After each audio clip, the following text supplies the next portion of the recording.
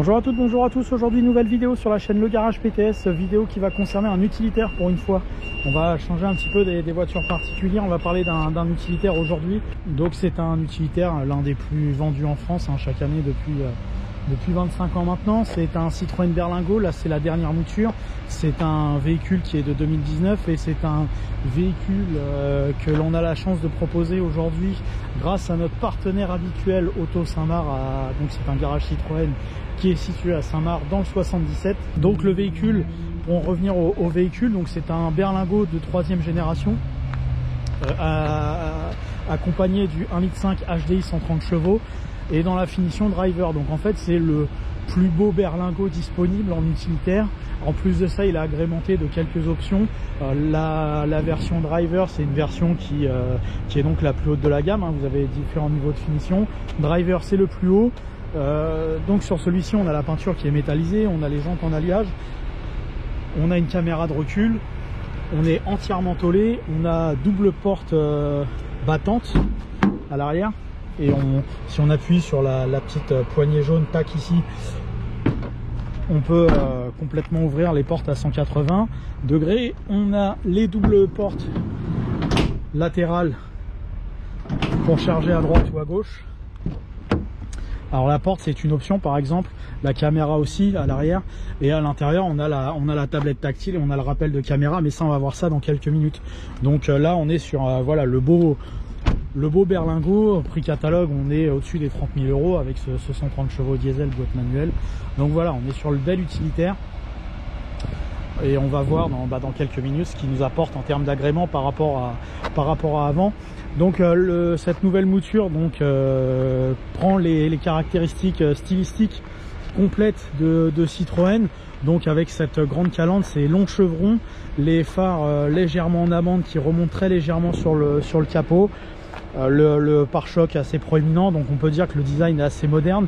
La voiture est assez haute, assez large, assez longue, c'est assez imposant comme Berlingo.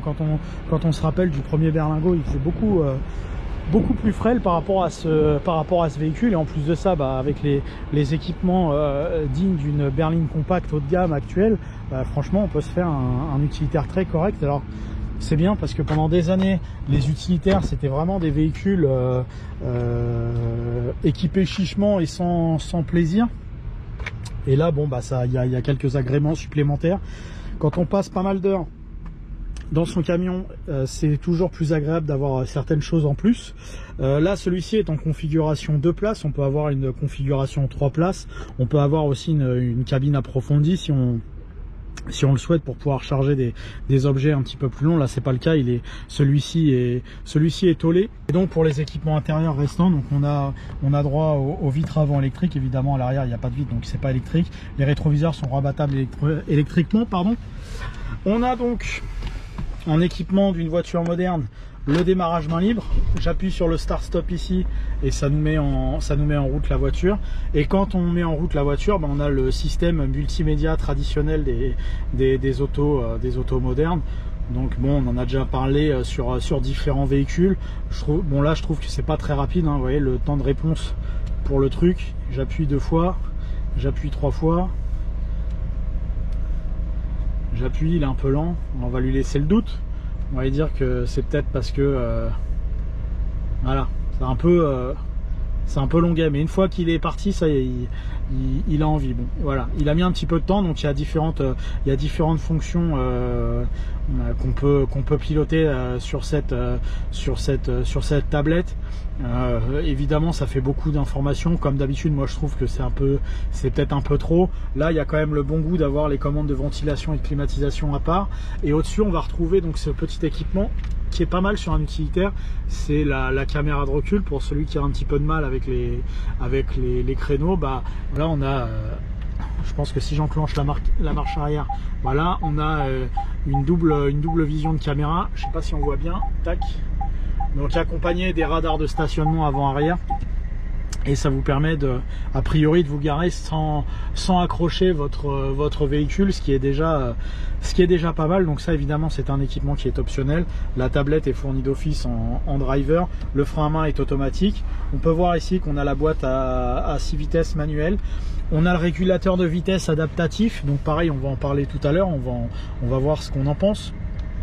L'ordinateur de bord, et après le compteur il reprend le design traditionnel des Citroën modernes avec de gauche à droite donc le compteur de vitesse, jauge à carburant, jauge de température, l'ordinateur de bord en dessous et le compte-tour. Donc là ça c'est la définition stylistique Citroën actuelle. Et on peut voir donc certains boutons supplémentaires, donc l'alerte de franchissement de ligne ici, certaines informations pour par exemple fermer la tablette, pas la tablette, l'afficheur tête haute pour la vitesse. Donc voilà un équipement qui est plutôt complet dans cette driver, dans cette finition driver. Qui dit utilitaire dit besoin de charger. Donc on va ouvrir les deux portes. Et on va essayer de voir ce qu'on peut caser dans cette voiture. On va mesurer longueur et largeur comme d'habitude. 152 en longueur. Donc je sais pas si on le voit dans la caméra, la partie basse de la protection de la cabine et plus à l'intérieur, donc il y aura une plus grande longueur de chargement en bas qu'en haut. Ici ça va être un peu plus petit, il doit y avoir il y a bien 15 cm à mon avis de moins, mais en tout cas sur la partie basse vous avez plus d'1,50 m de chargement, et on a 124, hop, on a 124 de possibilités de chargement en largeur. Donc effectivement la largeur extérieure supplémentaire par rapport aux anciens berlingots, on la retrouve quand même à l'intérieur, puisqu'on a quand même un beau morceau de chargement. On peut en caler des choses. Évidemment on a les crochets d'arrimage, on peut aussi avoir les kits bois optionnels, comme d'habitude sur les quelques utilitaires qu'on a pu proposer en vidéo sur la chaîne. Je le dis à chaque fois, il y a tellement de configurations possibles sur les utilitaires que finalement c'est presque du personnalisé. Là on a les deux portes arrière, on peut avoir une porte unique vitrée, on peut avoir qu'une seule porte latérale coulissante, là on en a deux, on peut avoir le girafon, etc. Donc il y a beaucoup de possibilités. En tout cas la caisse standard du berlingot c'est 1,52 m sur et 1,24 m en largeur sur. On peut pas mesurer la largeur au coude dans l'habitacle. Par contre, comme c'est un utilitaire, je vais me mettre en position de conduite pour vous montrer ce qui s'y passe. Et donc sur le berlingot, donc là je suis à ma position de réglage préférentiel. Je suis plutôt pas mal installé. Simplement j'ai eu l'habitude là sur grand parcours, et ça c'est assez courant sur les utilitaires, j'ai eu pendant longtemps un Kangoo deuxième génération. J'ai le genou qui touche ici et pour moi c'est assez désagréable. J'aime pas trop ça, et avant les utilitaires ils avaient le levier de vitesse au plancher, maintenant il a le levier de vitesse en hauteur avec ce truc assez proéminent. C'est la même chose sur les Scénic 2 par exemple, Scénic 3. J'ai le genou qui touche.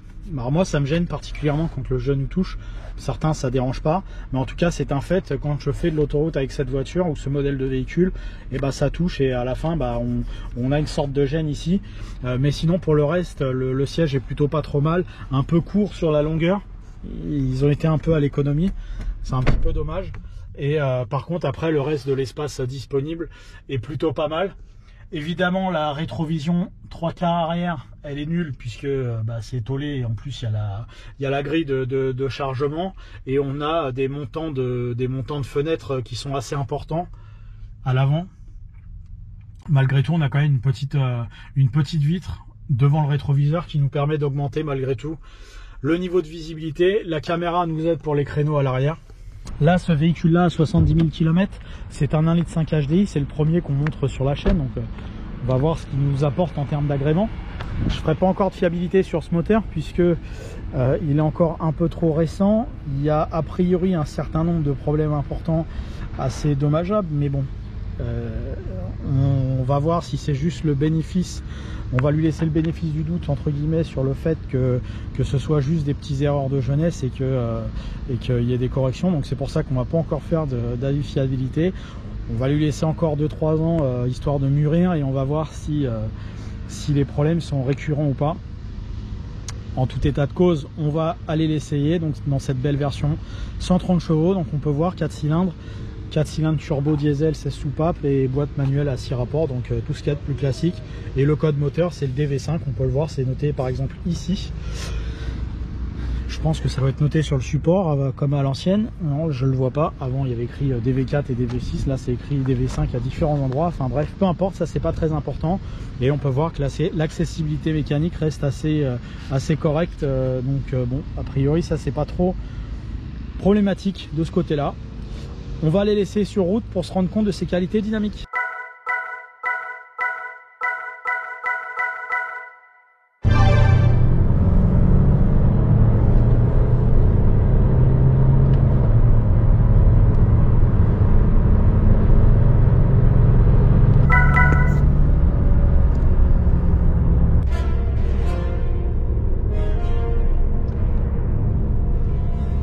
Donc nous voici au volant du Berlingo HDI 130 année 2019,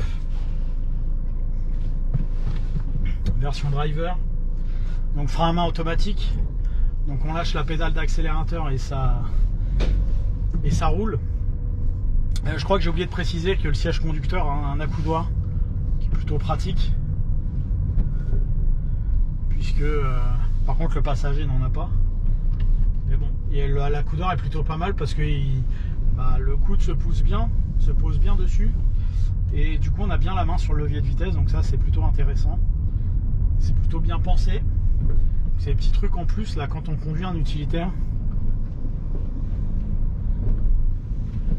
Après le silence de fonctionnement, plutôt très intéressant au ralenti. Aucun bruit particulier vient nous perturber. Donc ça c'est bien. Et à l'accélération on entend très légèrement le bruit du moteur diesel. Mais bon, jusque là rien de tout à fait anormal. Et cette première prise en main sur ce véhicule me donne la sensation il est bien. J'ai l'impression qu'il est un peu creux quand même à bas régime. Alors, ça va être fait de la faiblesse de cylindrée de cette voiture. C'est un petit peu dommage, j'ai l'impression que ça aurait mérité un petit peu plus de couple. On va le voir, je pense que sur autoroute ça va être encore plus. L'attaque à la pédale a l'air assez nette pour le freinage. Par contre une fois qu'il part, il a l'air de bien partir ce 130 chevaux, donc c'est bien. La puissance est là, mais voilà, 1000 tours comme ça, 1000 tours minute à 30 en troisième, il fait un peu il a un peu de mal, il n'aime pas trop. Alors moi qui aime bien conduire les diesels sur le couple comme ça, c'est un petit peu dommage. On va essayer de se faire la phase d'accélération habituelle. Ça va peut-être pas être facile avec le trafic. Il y a du monde un petit peu. Mais si après en termes de pêche ça part, hein. Pas de souci. Une fois qu'il a passé le cap des 1500-1800 tours, on sent que c'est un moteur assez puissant, en tout cas pour cette gamme de voitures. Et le confort sonore est plutôt pas mal aussi.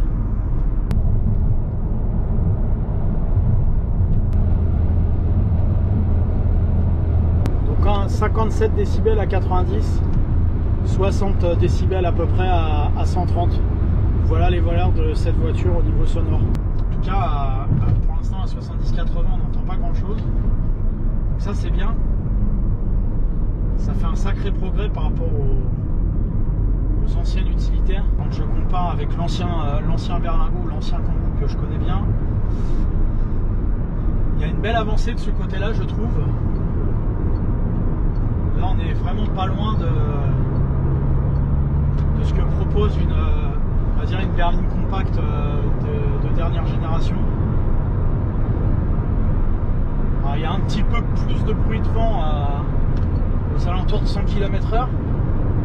Mais franchement c'est encore tout à fait recommandable. Voilà, je suis à 100 à l'heure, la voiture fait pas de bruit, un petit peu quoi, il y a quelques bruits de vent quelques petites résonances dans la caisse, un petit peu aussi peut-être de bruit d'échappement dans la caisse, donc une petite résonance, mais franchement c'est tout à fait correct pour un utilitaire. serait pas forcément très acceptable sur, je sais pas moi, une 308 ou une C4.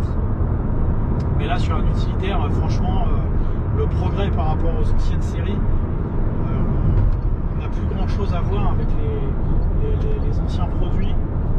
Là, pour le coup, il y a un vrai progrès. Et une fois qu'on est en 6ème au-dessus de 100 km/h, quand j'appuie sur l'accélérateur, il y a un répondant qui est pas mal. En dessous, c'est plus creux. Et encore une fois, c'est un peu dommage. Ça aurait mérité un peu plus de... Et je pense que c'est le nombre de cylindrées qui provoque cette sensation. Quand je dis ça, je chipote, hein, c'est pas grave en soi, mais ça aurait mérité d'un peu plus de rondeur à bas régime. Alors il y a plusieurs choses, il y a la cylindrée qui est assez faible, encore une fois pour les normes écologiques.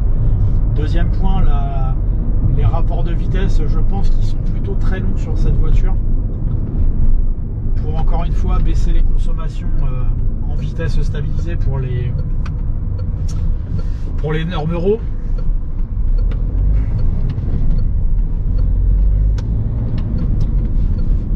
Mais ça implique malheureusement une certaine mollesse en dessous de 1500 tours. Après au-dessus ça part bien, pas de souci. Mais là je suis à vide. Et j'imagine que si on est chargé quasi au taquet et qu'on est voilà, en 4ème à 40-50, là ça va pas être très agréable. Autre point un petit peu négatif sur cette voiture, mais pas rédhibitoire non plus, c'est une question d'habitude. À vide, la suspension, j'ai la sensation qu'elle saute un petit peu de l'arrière. Alors c'est normal, hein, c'est aussi un utilitaire, c'est fait pour être chargé. Donc il doit y avoir des réglages châssis différents d'une berline. Encore une fois, rien de dangereux, rien de très désagréable, je dirais, mais c'est un constat qu'on peut faire. Ça sautille légèrement à vide. Donc j'imagine que sur la version Ludospace, donc la 5 places qui lui dérive, ça doit faire la même chose. Je ne l'ai jamais conduite en 5 places, hein, ni le Rifter, hein, puisque le Peugeot c'est le Rifter maintenant. Je pense que c'est la même chose. Ça sautille légèrement de l'arrière à vide. Je pense que c'est des compensations pour avoir une tenue de route acceptable en charge. C'est des compromis.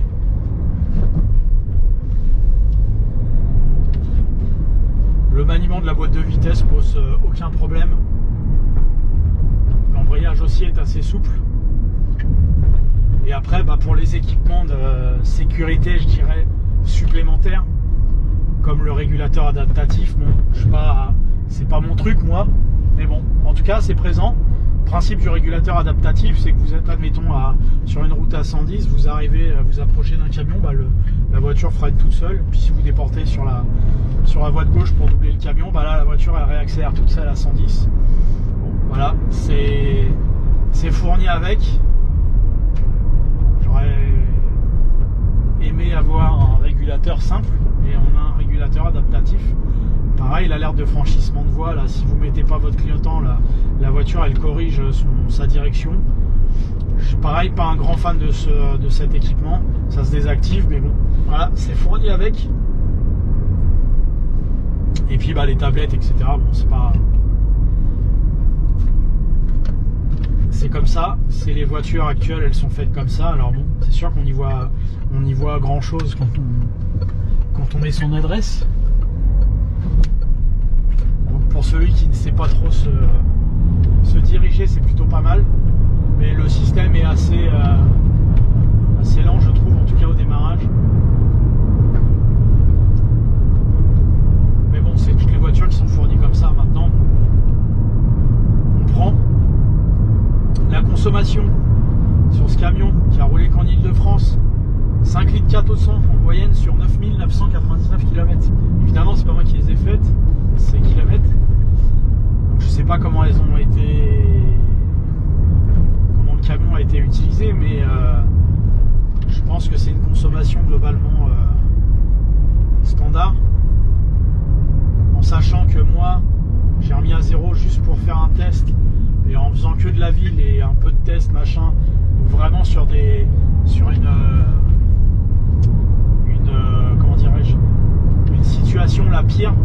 1, et je suis à 6.1. Donc je pense que 5.4 c'est vraiment la consommation, je dirais, Île-de-France, donc avec de la ville, avec des bouchons, un peu de route. Et si vous faites de la route, forcément ça consommera moins. J'avais l'impression tout à l'heure, en le mettant à 90 en 6ème, en stabilisé, qu'on tournait aux alentours de 2 litres, 2 litres 5. Alors ça me paraissait vraiment faible, mais ça avait l'air d'être ça la consommation à ce moment-là. Donc là, je me prononce pas, c'est à confirmer, mais si c'est ça, c'est très beau.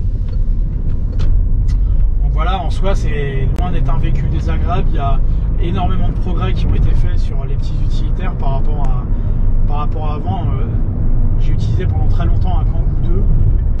Le Berlingo, l'ancien par rapport à ce modèle-là, donc le Berlingo 2, je le connais aussi, il est nettement moins bien que celui-là. Celui-là est beaucoup mieux, beaucoup de progrès ont été faits. Parfois, d'une génération à l'autre, on est un peu limité en termes de progrès. Il n'y a pas grand-chose. Là, il y a une vraie différence. Et ça fait plaisir de le dire. Voilà, merci à vous d'avoir suivi ce nouvel essai sur la chaîne Le Garage PTS. L'essai du Citroën Berlingo à 1,5 litre HDI 130 chevaux driver. Merci encore pour votre fidélité. N'hésitez pas à vous abonner, à aimer, à commenter Le Garage PTS sur YouTube. Merci à vous, à bientôt.